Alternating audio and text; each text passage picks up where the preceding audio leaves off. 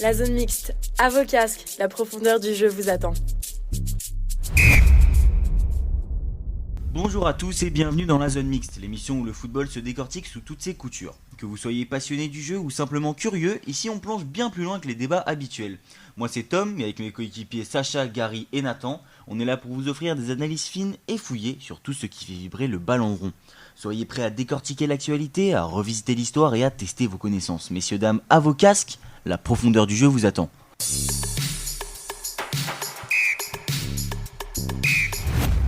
Aujourd'hui, on aborde quelque chose qui nous débecte profondément, la multipropriété. Pour poser les bases du sujet, je te passe le ballon, Gary. Vas-y, éclaire-nous sur ce principe.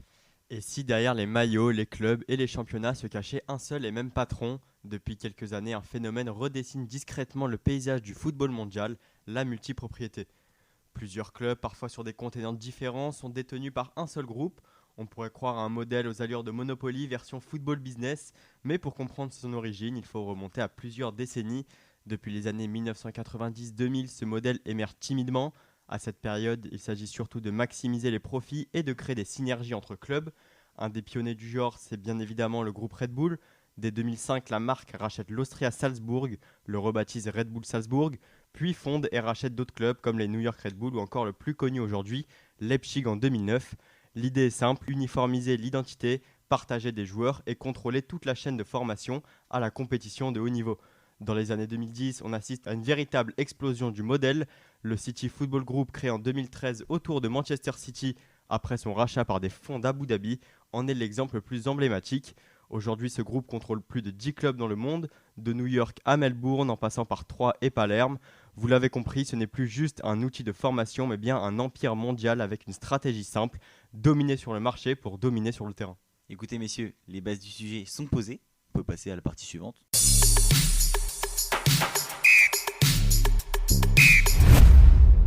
Nathan, le pour, le contre, le bien, le mal, dis-nous les points forts et les points faibles de ce principe. Et oui Tom, parce qu'aujourd'hui, en club de foot, ce n'est plus juste le stade, les joueurs, le coach ou les couleurs, c'est devenu dans beaucoup de cas une pièce dans un gros puzzle international.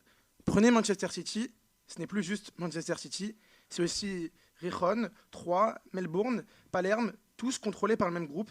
Même chose comme l'a dit Gary pour Red Bull, qui ne vend pas que des canettes, mais gère des clubs comme Leipzig, Salzbourg ou encore New York. Et plus récemment, les exemples en Ligue 1 fusent avec Nice et Strasbourg, affiliés à Manchester United et Chelsea. C'est ça, la multipropriété, un seul propriétaire, plusieurs clubs, et ça pose plein de questions. Est-ce qu'un club peut vraiment garder son identité s'il fait partie d'un groupe ? Est-ce que ça fausse la compétition quand deux clubs s'échangent des joueurs tranquillement ? Est-ce que ça aide le foot ? Globalement, est-ce que ça le déshumanise ? Ce qu'on voit surtout aujourd'hui, c'est des clubs qui perdent leur âme. Tu deviens une pièce dans une machine, une étape dans le projet de quelqu'un d'autre, tu supportes Troyes, mais c'est City Group qui décide. Tu supportes Nice, mais c'est Ineos. Et maintenant, ils ont Manchester United aussi. Du coup, tu choisis pas les ambitions, tu choisis pas les joueurs, tu regardes juste. Et même si tu as grandi avec le club, que tu as connu les galères, les montées, les descentes, du jour au lendemain, on t'explique que tu es juste un tremplin, un club vitrine. Une étape pour des jeunes joueurs qui visent plus haut ailleurs. Alors je dis pas que tout est noir ici. Il y a de l'argent, de la stabilité, parfois même des belles idées de jeu. On l'avait avec Strasbourg cette saison. Mais la question, c'est est-ce que ça vaut le coup si au final, ton club il devient impersonnel ? Parce qu'on ne parle pas juste d'un simple produit, on parle de clubs qui ont une histoire, une ville, des gens derrière. Et aujourd'hui, cette histoire-là, elle est gommée petit à petit. Alors la multipropriété, c'est sûrement et peut-être l'avenir du foot, mais à force de chercher l'efficacité, on a peut-être oublié un truc, le foot, c'est d'abord des émotions, et les émotions, ça s'achète pas. C'est très juste ce qu'il dit Nathan. Enfin, quand on a évoqué Leipzig tout à l'heure, je ne sais pas si vous êtes d'accord avec moi, vous imaginez demain, toi Gary qui est supporter comme moi de l'Olympique de Marseille, voir ton club renommé le Décathlon Marseille. Ah, ça relève de son identité un peu quand même. Ce serait insoutenable. Comment tu pourrais vivre avec ça au quotidien ? Moi je pense qu'il y aurait des manifestations terribles dans la ville, si ce n'est dans toute la France. Enfin, c'est pas un truc qu'on puisse imaginer. Donc t'imagines, en Allemagne ils ont subi ça. En fait, le truc, c'est que le foot, ça devient plus, c'est plus du foot, c'est devenu un business et ça se voit en fait là maintenant. Leipzig fait tout le groupe Red Bull qui rachète tous ces clubs-là. Je trouve que c'est en train de détruire mais vraiment le football et ça fait de la peine en vrai parce que moi tout à l'heure j'allais évoquer le cas de Strasbourg. Pour moi, ce club-là, l'année prochaine, quand ils vont perdre tous leurs joueurs en prêt et toutes leurs pépites, parce qu'en vrai, les clubs, ce qu'ils veulent maintenant, c'est faire juste de la rentabilité. ils vont aller en Europe et en vrai, ils vont y aller pour faire quoi? Et c'est juste ça, en fait. Je trouve qu'on perd cette âme de monter petit à petit. En fait, c'est t'investis tout d'un coup. Et en fait, mais à un moment, tu vas tout perdre et tu vas te retrouver sans rien. Et je pense que Strasbourg, l'année prochaine, ça va leur faire mal.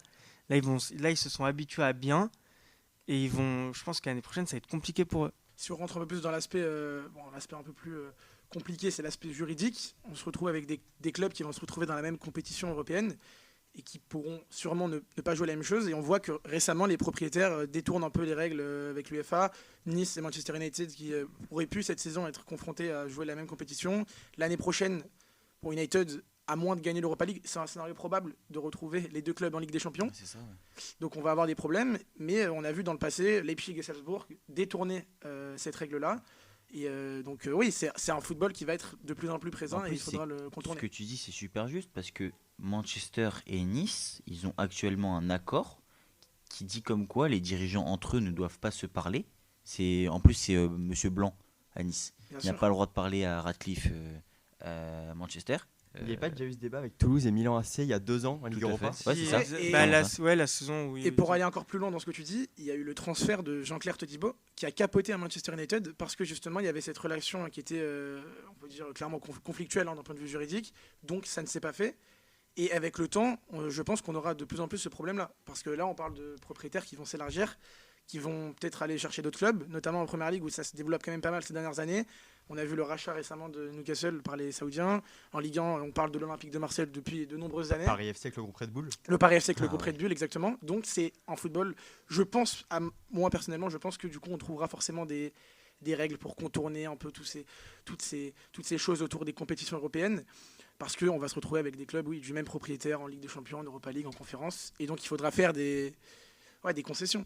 Moi, après, si on se met aussi dans la place du joueur, je trouve que du coup, le joueur, ça lui laisse pas la liberté de choisir où il veut partir. Moi, par exemple, là, je pense à Eli Kroupi Junior, qui fait une saison de dingue et qui est C'est un transféré. super prospect par contre, un super joueur. On passe Il Ouais. va être élu J'aime meilleur joueur beaucoup. de Ligue 2. Ah, si mais je dis 20 pas de buts bêtises. à meilleur 18 buteur, ans en Ligue 2, c'est énorme. Et je pense pas que dans sa progression, il avait pensé de partir cet Bournemouth, été à Bournemouth pour 12 millions. Je pense que, ou il aurait aimé rester une saison de plus, ou alors je l'aurais bien vu partir moi en Bundesliga pour vraiment. Après, ça reste une belle Être évolution osé. pour lui en première ligue quand même. Oui, À mais Bournemouth, il réalise une bonne saison. pour moi, il va pas forcément Ça jouer dépend, comme ouais. là il le mérite. Dango Ouattara, dans le même exemple, il n'a pas eu le choix entre guillemets, où justement lui il part de Lorient à Bournemouth. Il joue, Après, il joue, merci pour lui, mais Des ce fois niveau-là, titulaire, des fois sur le banc, ça c'est dépend. ça. Alors on l'a pas évoqué, mais je pense que les Marseillais pourront nous en parler. On a eu la fameuse histoire avec John Textor Ouais, j'allais en parler. Ouais. à Botafogo. Qu'est-ce que vous en pensez? Mm. On a eu cette histoire avec Thiago Almada, Bon, la après, réserve moi, déposée. moi, vous me connaissez, peut-être que les auditeurs ne me connaissent pas à ce point, mais moi je suis beaucoup le championnat brésilien. En l'occurrence, Luis Enrique sur le côté gauche et Almada, c'était avec Tiquinho Suarez bien évidemment, mais ça c'est à la limite, c'est un joueur local. Mais ces deux joueurs-là, c'était les rampes de lancement de Botafogo, c'était leurs meilleurs joueurs. Ils partent juste après, mais c'est des joueurs qui n'ont pas le niveau, qui ont 1000 fois plus le niveau que pour jouer au championnat du Brésil. Le but c'était déjà d'envoyer Almada à Lyon ensuite. Et le but même à l'origine, c'était d'envoyer Luis Enrique à Lyon. Mais au final, il l'a envoyé au Zénith parce qu'il y a eu quelques problèmes à ce niveau-là. C'est la manière dont le transfert il s'est fait en fait qui cause problème. Et on parlait aussi de Niakate, qui avait été recruté Ouais. pour 31 millions d'euros 35, sur ouais, une c'est histoire de président entre Nottingham Forest et Nottingham Lyon. Forest, C'est quand même troublant pour nous les supporters de voir tout ça. Textor, c'est Crystal Palace ou Everton? Crystal Palace. Mais Ok. il avait pour projet de racheter Everton. Everton. Oui, aussi. parce que c'est Il y pour avait ça une histoire qu'il y a eu avec une Mangala histoire aussi. Et avec avec Aurel Jack Mangala. O'Brien aussi, Jack O'Brien qui avait Euh, rejoint ouais. Everton. Ouais, c'est ça. Ils annonçaient aussi Cacré là-bas avant qu'il parte à Como. Ouais. Oui, oui. Mais même sur le côté, là, Noama, à l'origine, Ernest c'était Noama, pour, bien sûr. c'est pour Il le y a vendre à des problèmes Everton. aussi. Hein. Il Mais, a acheté 30 millions aussi de Danemark, de Noord-Zeeland. Mais- Et attention, il n'est pas acheté par Lyon. Il est Exactement, non, mais acheté c'est par là où... Molenbeek, Complètement. puis prêté à Lyon. Et ce qui est super fort, et ça c'est un truc qui n'a pas été assez relié, c'est qu'il y a un journaliste en conférence de presse à Lyon qui lui a dit à Noama, êtes-vous heureux du coup de signer à Molenbeek, etc. Le gars il le regarde comme ça, il lui dit mais de quoi vous me parlez? Voilà. On sent qu'il y Même a les joueurs sont même pas au courant. En Il y, fait. a une incompréhension totale pour les supporters, les joueurs. Et, Mais il y a le cas de El Harouche qui lui signe de Lyon à À Botafogo. Botafogo pour une somme énorme alors que il jouait, il avait quelques minutes en pro Et en fait, c'était juste pour rentrer aussi dans la limite du fair play financier. Ouais, Donc, D'ailleurs, le pauvre, ça s'est pas super bien passé pour lui au Brésil. Il est rentré en France rapidement, quoi. ouais. En tout cas, ce qu'on peut dire, c'est que déjà, la gestion de Strasbourg à la fin de la saison, s'il y a Coupe d'Europe, il y aura Coupe d'Europe. S'il y a Ligue des Champions, ce sera intéressant de voir qu'est-ce qu'ils vont faire avec des joueurs quand même méga. Alors, on se doute que des joueurs comme Dylan Bakwa, même on parlait de Moreira, peut-être aujourd'hui un des meilleurs latérales du championnat. Part de la base, Petrovic déjà, qui va Petrovic, repartir à Chelsea. mais tous ces joueurs-là, comment ils vont les gérer? Comment Chelsea va gérer la chose? Parce que c'est concrètement, on parle de beaucoup de joueurs prêtés, ou même des joueurs qui, on parlait de Bakwa, il est courtisé par Chelsea. Comment ça va être géré par Strasbourg l'année prochaine, Ligue des Champions, Ligue Europa? Ça va être intéressant. Moi, déjà, j'aurais de la peine de voir Audrey Santos partir de Ligue 1. Ouais, c'est des super joueurs. c'est Mais une- globalement, toute l'équipe de Strasbourg, c'est des super mecs. Si on en parlait avec Sacha, André Santos, entre guillemets, il aurait tout intérêt à rester une année de plus Ouais, c'est ça. à Strasbourg. Tu vas jouer une Coupe d'Europe en étant capitaine, ou alors tu retournes à Chelsea, ou tu signes dans un club, mais Sachant qu'à Chelsea, il serait peut-être barré parce que Moses Caicedo, Enzo Fernandez Ouais, et je vois mal, Romeo Lavia, C'est difficile à bouger. c'est pas mal. Après, c'est une question d'opportunité. Est-ce qu'il aura un autre moment dans sa carrière où il pourra aller chercher Après, d'autres clubs? ce qui est bien pour Strasbourg, c'est que récemment, Rosenior vient de prolonger. Aussi, Ça, ouais. c'est une très bonne nouvelle pour Mhm. Strasbourg déjà. Si le coach il reste, il a des belles idées, il arrive en Ligue 1, il a réussi à imposer son style de jeu, sa tactique, il a réussi à bouger quand même les gros de Ligue 1. C'est déjà pas mal qu'il reste. Maintenant, à voir avec quelle équipe, quel mercato, quel budget. c'est aussi au club de décider, Mm. en fait. C'est Chelsea, si demain ils reçoivent une offre de 30-40 millions pour Audrey Santos, s'ils ont besoin d'argent, Ouais. bah, ils n'hésiteront pas à le vendre, en fait. C'est là où on parle de football qui est devenu que du business. C'est des joueurs qu'ils envoient en prêt un peu partout dans leurs clubs qui sont partenaires. Et à la fin, ils en tirent un billet, ils en font du profit. Et finalement, je me rends compte que ça rejoint un peu l'émission qu'on avait eue avec Walid lorsqu'on évoquait le cas des socios, où on parlait justement du rôle des institutions et des supporters. Et là, on se retrouve pareil dans un monde où finalement, nous, on a plus le contrôle sur les décisions qui sont prises par les présidents, etc. Et on peut se retrouver à avoir une équipe comme Strasbourg. Enfin, moi, je suis supporter de Strasbourg aujourd'hui. Ouais. Je vois l'équipe aujourd'hui. Je me dis que si à la fin de la saison, la moitié de l'équipe disparaît, tu perds ton identité, tu perds des joueurs à qui peut-être tu t'es attaché. Donc, c'est quand même délicat. Et là, les supporters n'ont aucun pouvoir là-dessus. Mais le pire dans cette histoire, c'est qu'on est tous unanimes sur le plateau. C'est quelque chose qui nous débecte profondément. Ouais, complètement. mais clairement. Complètement. Après, ça permet aussi, enfin, si on j'essaie de prendre le point positif, on va dire, pour les supporters de Strasbourg, ça leur permet de vivre une saison exceptionnelle, que ce soit celle-là ou l'année prochaine, avec la Coupe Alors, d'Europe. je pense que quand on dit Debec, on parle encore une fois de court terme, long terme. Oui. Là, c'est sûr que sur le court terme, Strasbourg va peut-être vivre des choses. Mais est-ce que Chelsea va vraiment vouloir garder un engagement sur 5-6 ans avec Mais est-ce que- Strasbourg? Et est-ce que vraiment Strasbourg Non, mais pourra tenir la cadence après? Pense C'est ça à la question. Botafogo qui là-bas sur place, Textor vient leur dire oui, vous êtes le club phare de Eagle. Lyon, ce n'est qu'un club comment dirais-je, satellite. Et quand il arrive en France à Lyon, il a le discours inverse. Mais où tu veux te positionner en tant que supporter? Tu te dis mais qui suis-je? Je suis une pièce rapportée, je suis simplement un outil qui va aider le plus fort. Sacré personnage, hein, John Textor. On l'a vu un peu Un partout. cow-boy à Ouais. tout égard. Moi, j'ai l'image en tête de lui qui danse avec le chèque après la victoire Ouais, de il est- Botafogo. C'est Il un est complètement personnage. fou, John On Textor. avait besoin Ouais. de ça peut-être en Ligue 1, un président comme ça. Pourquoi pas, c'est divertissant dans notre manière. Une ligue qui est déjà très divertissante, hein, une fédération. aussi Mais très pour Lyon, de divertissante. passer de Olas à Textor, ça doit faire mal. Hein. Mais surtout que Textor, lui, il ne s'en cache pas. Lui, la multipropriété, ce n'est pas un souci pour lui. Mais du coup, si j'ai bien compris, il y a aussi du coup Toulouse et Milan qui ont le même propriétaire. Ouais, c'est Bird. Et en vrai, là, si je prends cet exemple-là, de Toulouse et Milan et Nice et United, il n'y a pas forcément de transfert entre les deux. C'est juste un même propriétaire, mais là, il n'y a pas de... Concrètement, oui. Après, ça dépend de comment les clubs veulent gérer justement les échanges. Là, franchement, je pense qu'on parle surtout d'aspect financier. Là, quand une United rejoint Ineos, ou Ineos plutôt achète United, on est plus sur une passation de pouvoir. On va donner peut-être moins d'importance au club de l'OGC Nice. Et on l'a vu récemment. Mais Radcliffe, il a déclaré il y a à peu près un mois que finalement Nice n'était même pas une équipe qui l'a attiré. Il vient même plus au stade. Il y a une course à la Ligue des Champions, on ne le voit jamais.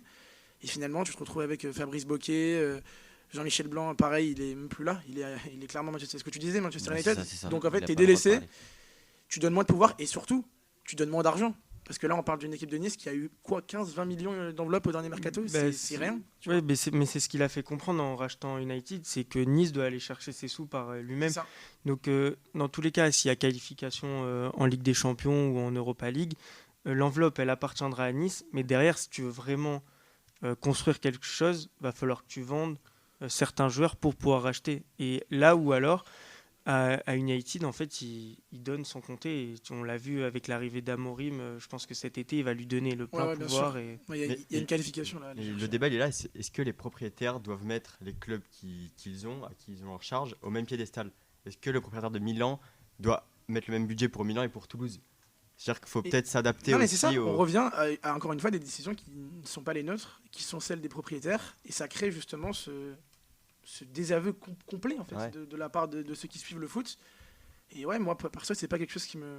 Je suis du même avec Tom, c'est pas quelque chose qui me passionne. Clairement. Est-ce que du coup, peut-être que la FIFA pourrait faire quelque chose à ce niveau-là? Est-ce que interdire la multipropriété, ça serait possible juridiquement? Je ne sais pas. je pense pas. ça mettra mal quand même des petits clubs quand même. Je pense pas, parce que en vrai, même si du coup il y a la multipropriété, ils font quand même rentrer de l'argent dans le club. Ça permet aussi à certains clubs de pas mourir.